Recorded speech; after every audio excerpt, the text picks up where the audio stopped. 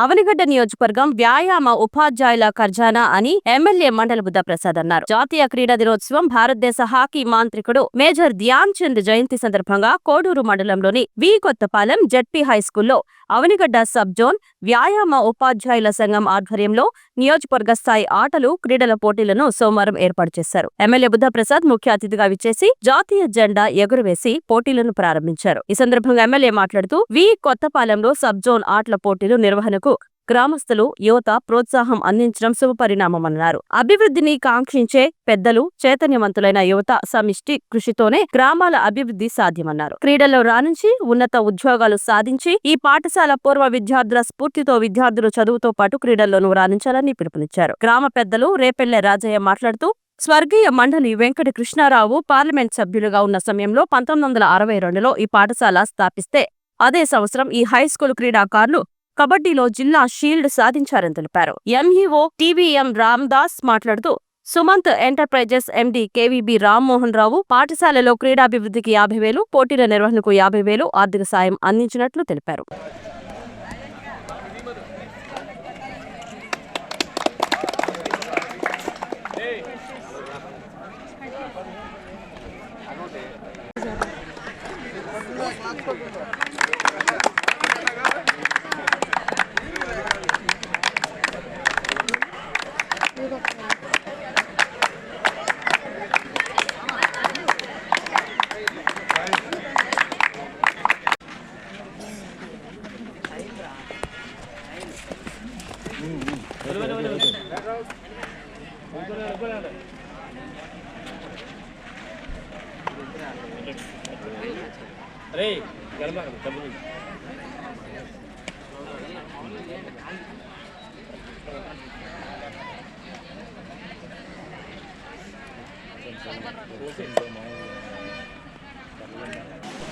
ఈ రోజున జాతీయ క్రీడా దినోత్సవ వేడుకలు సందర్భంలో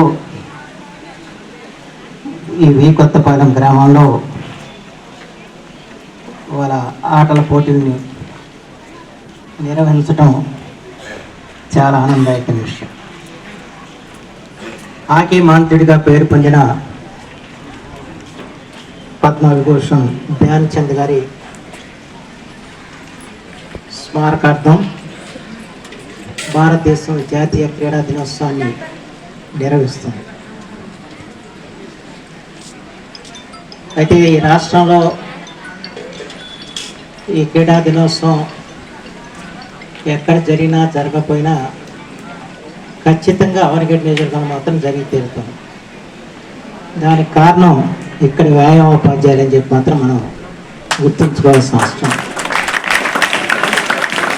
ఎందుకంటే అవనిగడ్డ నియోజకవర్గం వ్యాయామోపాధ్యాయులకు ఒక కార్ఖానా లాంటి. ఈ జిల్లాలో నలుమూల ఏ పాఠశాలకు వెళ్ళినా కూడా అక్కడ వ్యాయామోపాధ్యాయుడు ఎవరంటే అవనిగడ్డ నుంచి వచ్చారని చెప్తారు. ఆ రకంగా ఈ ప్రాంతానికి విశిష్టతను తెచ్చిన వారు వ్యాయామోపాధ్యాయులు.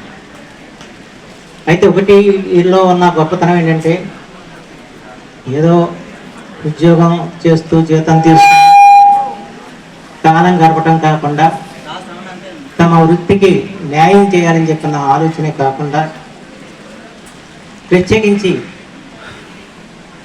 విద్యార్థుల్లో క్రీడల పట్ల ఆసక్తి కలిగించాలని చెప్పి ఇలాంటి క్రీడోత్సవాలు నిర్వహించడానికి వారు కోరుకుంటున్నారు. ఈ క్రీడోత్సవం నిర్వహించడం అంటే తేలికైన పని కాదు, చాలా ఖర్చుతో కూడుకున్న పని. దీని ప్రభుత్వం పైసా ఇచ్చే పరిస్థితి లేదు. కేవలం ఆ గ్రామంలో దాతల సహకారంతోనో లేకపోతే వ్యాయామోపాధ్యాయులే లేకపోతే ఇతర ఉపాధ్యాయులతో కలిసి ఎంతో కొంత విరాళాలు వేసుకుని ఈ కార్యక్రమం నిర్వహిస్తూ వస్తున్నారు. అయితే ఈ రోజున వి కొత్తపాలెంలో ఈ అవనిగడ్డ సబ్ జోన్ క్రీడల పోటీలు ప్రత్యేకించి కబడ్డీ పోటీలకు నిర్వహించడం చాలా ఆనందదాయక విషయం. ఇప్పుడే శ్రీ రాజయ్య గారు చెప్పారు, ఈ పాఠశాల 62లో ప్రారంభించినప్పుడే కబడ్డీలో ప్రైజ్ సాధించి తీసుకొచ్చారు ఇక్కడ మనం చెప్పారు. నా చిన్నప్పుడు కూడా ఈ కబడ్డీ పోటీలు అవన్నీ జరుగుతున్నప్పుడు గ్రామాలని మనం స్వయం పోషితంగా తయారు చేసుకోవాల్సిన అవసరం ఉంది. అది చేయాలంటే గ్రామంలో ఒక ఐక్యత కావాలి. రాజకీయాలు ఎప్పుడు ఉంటా ఉంటాయి, కానీ ఆ రాజకీయాలు అభివృద్ధికి దోహదపడాలి తప్ప ఆటంకాలకు అది ఆస్కారం ఇవ్వకూడదని చెప్పి మాత్రమే మనం చేస్తాం. ఎందుకంటే మన పెద్దలు ఎంత కృషి చేస్తే ఈ గ్రామంలో ఈ ఉన్నత పాఠశాల ఏర్పడిందో ఒకసారి ఈ తరం వాళ్ళందరూ కూడా తెలుసుకోవాల్సిన అవసరం అంతనే ఉంది. ఇవ్వాలంటే ఒక హై స్కూల్ పెట్టాలంటే చాలా తేలికైన పని అయింది. ఒక 60 మంది పిల్లలు ఉంటే హై స్కూల్ పెట్టేస్తున్నారు. కానీ ఆ రోజుల్లో హై స్కూల్ పెట్టాలంటే దాతలు రావాలి ముందుకి, వాళ్ళ భూములు ఇవ్వాలి, భవనాలు కట్టాలి, అప్పుడు కానీ హై స్కూల్ ఇచ్చేవాడు కాదు. ఇది హై స్కూల్ పెడుతుంటే అది తేలికైన విషయం కాదు. అది ఇవాళ చాలా తేలికైన విషయం అయిపోయింది. ఇప్పుడు విశ్వాసపల్లిలో కూడా హై స్కూల్ వచ్చింది ఇప్పుడు కొత్తగా. అంచేత ఎక్కడైతే 60 మంది పిల్లలు ఉన్నారో 60 మంది పిల్లలు ఉంటే ఖచ్చితంగా మీరు హై స్కూల్ చేయండి అని చెప్పన్నారు. ఆ రకంగా ఇవాళ వ్యవస్థలో చాలా మార్పులు వచ్చాయి. ఇంతవరకు మన జూనియర్ కాలేజ్ తేవాలంటే ఎంతో కష్టమయ్యేది, హై స్కూల్ తేవాలంటే ఎంతో భగీరథ ప్రయత్నం చేయాల్సి వచ్చేది. అంచేత మీ గ్రామ పెద్దలు ఆ రోజుల్లో చాలా ముందుకెళ్ళి ముందు ఆలోచనతో మా గ్రామంలో మంచి విద్యావంతులు తయారు కావాలి, విద్యారంగంలో మన వాళ్ళందరూ కూడా ముందుకు సాగాలని చెప్పిన ఆలోచనతో ఆ రోజున ఈ మహాదాతలందరూ కూడా ముందుకు వచ్చి గ్రామ పెద్దలందరూ కృషి చేసి ఈ హై స్కూల్ని తీసుకొచ్చారు. ఇప్పుడు రాజయ్య గారు మాట్లాడితే మండలం కృష్ణారావు గారి పాయంలో వచ్చిందని చెప్పారు.